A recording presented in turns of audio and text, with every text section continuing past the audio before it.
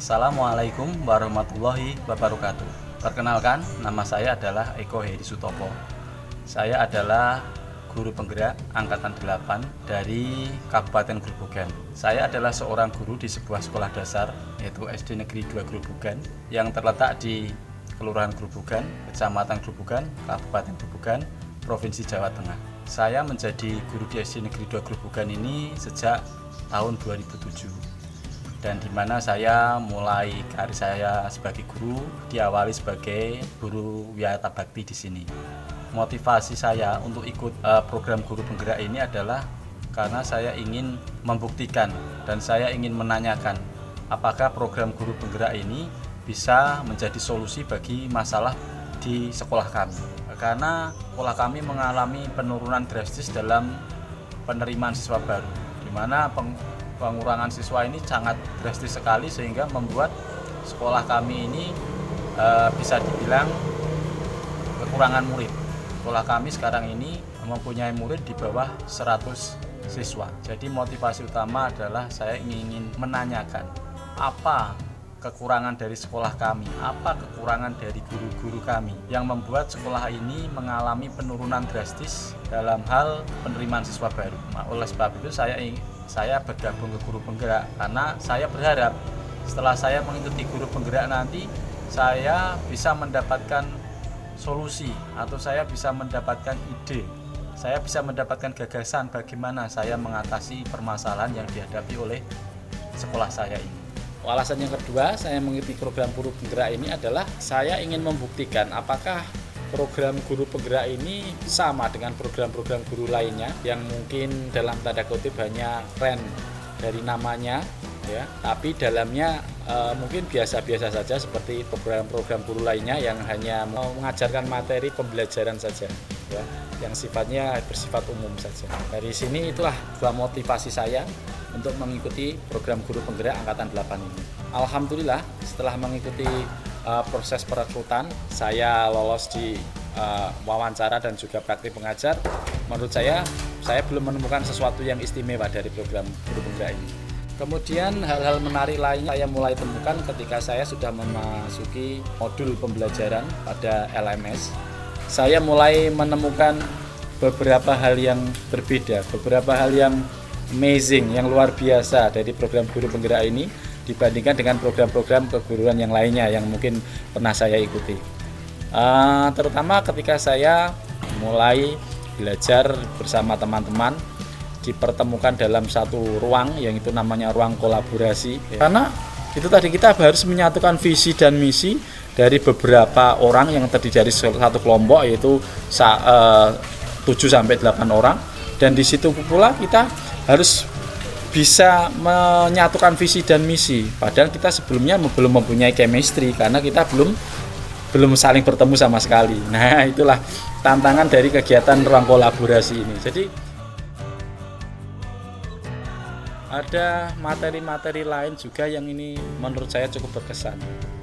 Yaitu di mana yang pertama adalah tentunya modul 1. Untuk yang pertama kali modul 1.1 itu filosofi pendidikan menurut Ki Hajar Dewantara. Jadi ketika saya membaca, memahami, merefleksi tentang apa filosofi pendidikan dari Ki Hajar Dewantara ini, saya merasa dikuliti itu. Jadi kita seolah-olah kesalahan yang kita lakukan terhadap murid kita, mulai dari cara mengajar, mulai dari cara menyajikan pembelajaran, mulai dari cara kita berinteraksi dengan murid-murid kita, itu kita merasa ditujukan, oh kamu salah, kamu kurang. Itulah yang saya rasakan ketika saya mempelajari modul-modul awal di LMS ini, terutama modul tentang filosofi Ki Hajar Dewantara ini. Saya jujur, saya baru menemukan sensasi seperti ini selama menjadi seorang guru. Sebelum saya mempelajari modul-modul yang ada pada materi guru penggerak, saya menganggap mengajar adalah sebuah pekerjaan rutinitas yang sifatnya hanya sekedar datang mengajar tanpa mempunyai chemistry apapun dengan murid, hanya sekedar mentransfer ilmu. Itu pun dengan metode yang saya rasa metode yang saya berani mengatakan metode diktator ya menurut saya. Jadi saya itu mengajarkan murid, mengajar siswa-siswi saya itu dengan metode yang menurut saya secara pribadi sudah benar, sudah pas, sudah maksimal bagi saya. Tapi saya tidak pernah memikirkan apa yang menjadi keinginan, apa yang menjadi kebutuhan dari murid-murid saya.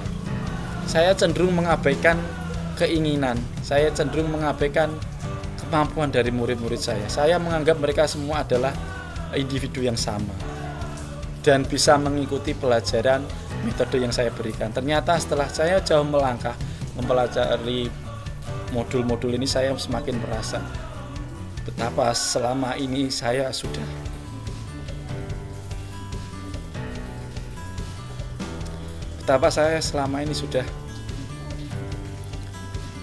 merampas hak mereka, merasa sangat bersalah kepada mereka.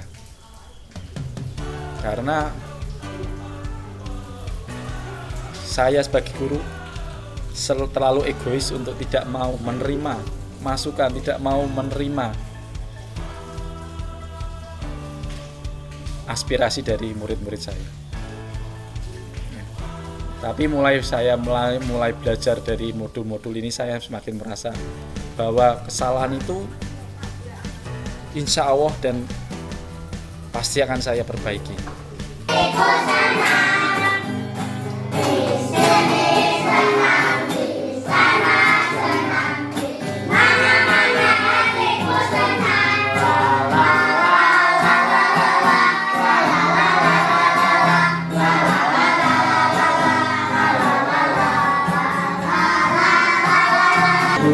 Rajin dan cermat semasa aku bayi, lalu diberi ASI, makanan bergizi dan imunisasi.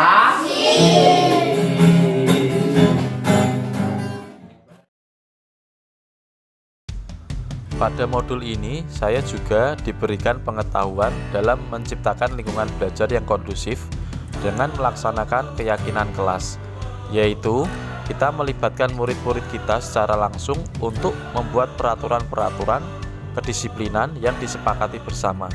Dengan begitu, murid akan merasa memiliki peraturan tersebut dan tentunya akan lebih berusaha maksimal untuk melaksanakan peraturan-peraturan yang telah disepakati bersama tersebut. Saya juga belajar pada modul 1.4, di mana pada modul tersebut kita diberi wawasan untuk menyelesaikan permasalahan pelanggaran disiplin yang dilakukan oleh murid.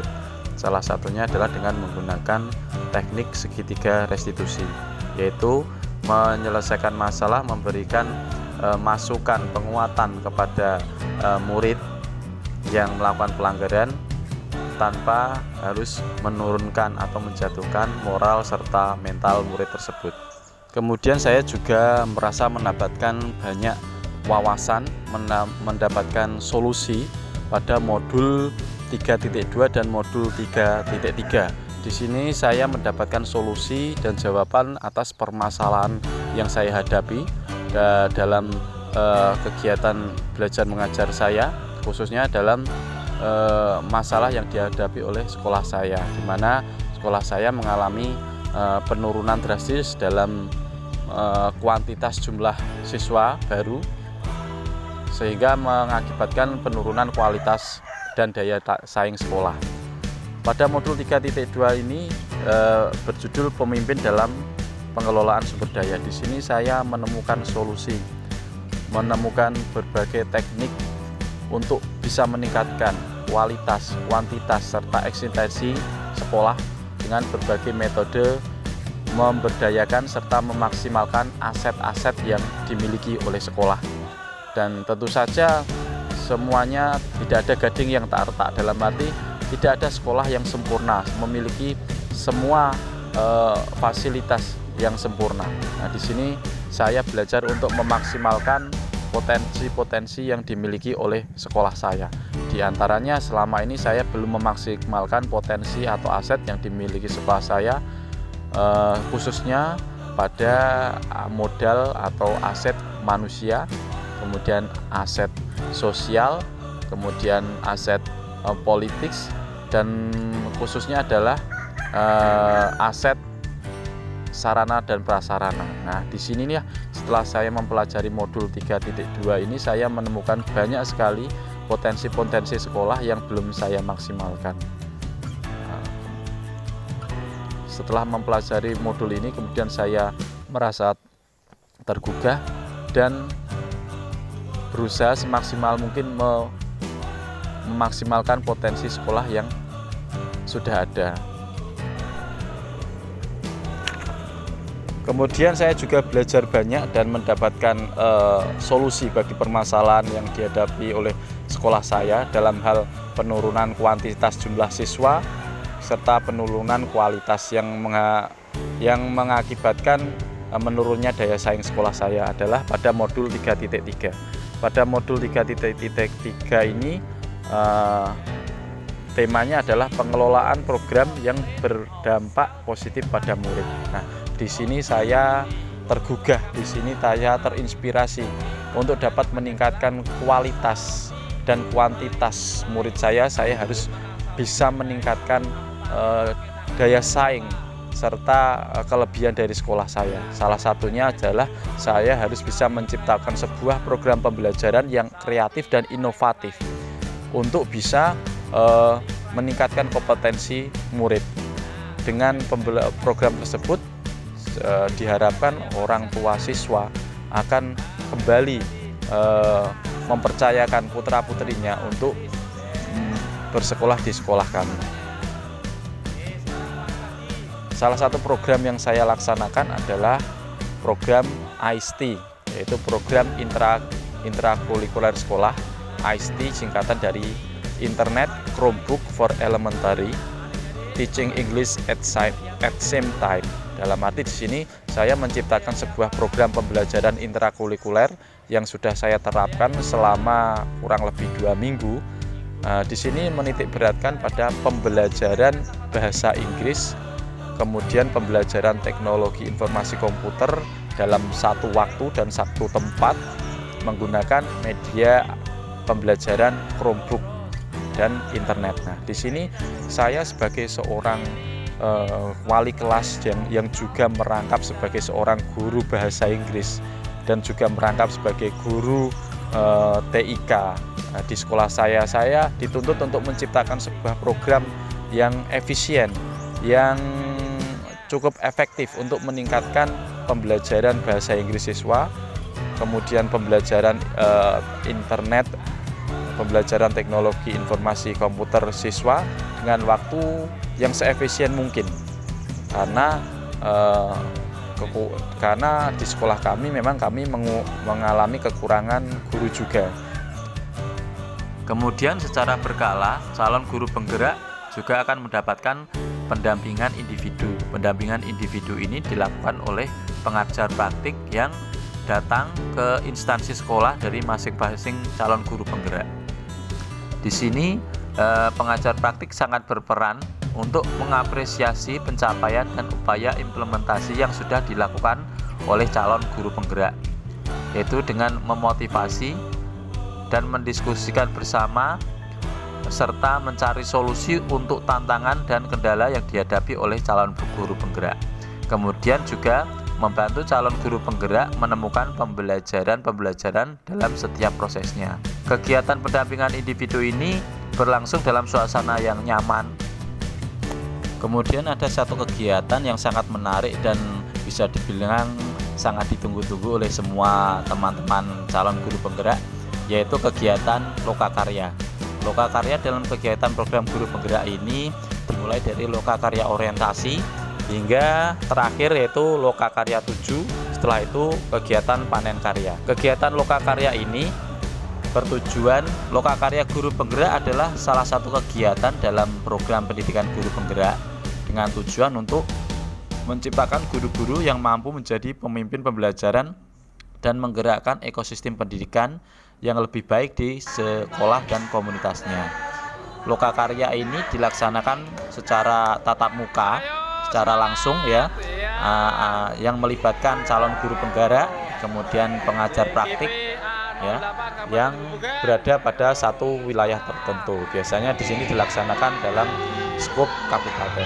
Nah, dalam kegiatan lokakarya ini, calon guru penggerak dalam kegiatan lokakarya ini, calon guru penggerak akan menerima, akan belajar, dan akan berusaha untuk mencapai suatu kompetensi utama yang diharapkan. Salah satu kompetensi utama tersebut antara lain mengembangkan diri sendiri dan guru lain dengan berefleksi, berbagi, dan berkolaborasi secara mandiri. Dan kegiatan lokakarya ini sangat bisa dibilang sangat menyenangkan sekali, dan sekaligus juga merupakan ajang refreshing.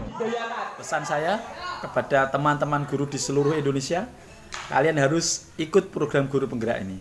Karena dengan mengikuti program guru penggerak ini, kita akan mendapatkan banyak sekali pengetahuan dan kemampuan untuk menjawab tantangan-tantangan ke depan sebagai seorang pendidik dan penuntun bagi siswa-siswi kita. Satu hal yang pasti, dengan program guru penggerak ini, insya Allah akan merubah pola pikir kita dari guru konvensional menjadi guru yang up to date sesuai dengan perkembangan zaman, yang akan mampu menjawab segala tantangan dalam hal pembelajaran untuk meningkatkan kompetensi murid kita kelak. Terima kasih. Salam dari kami, Guru Penggerak Angkatan 8 Kabupaten Grobogan.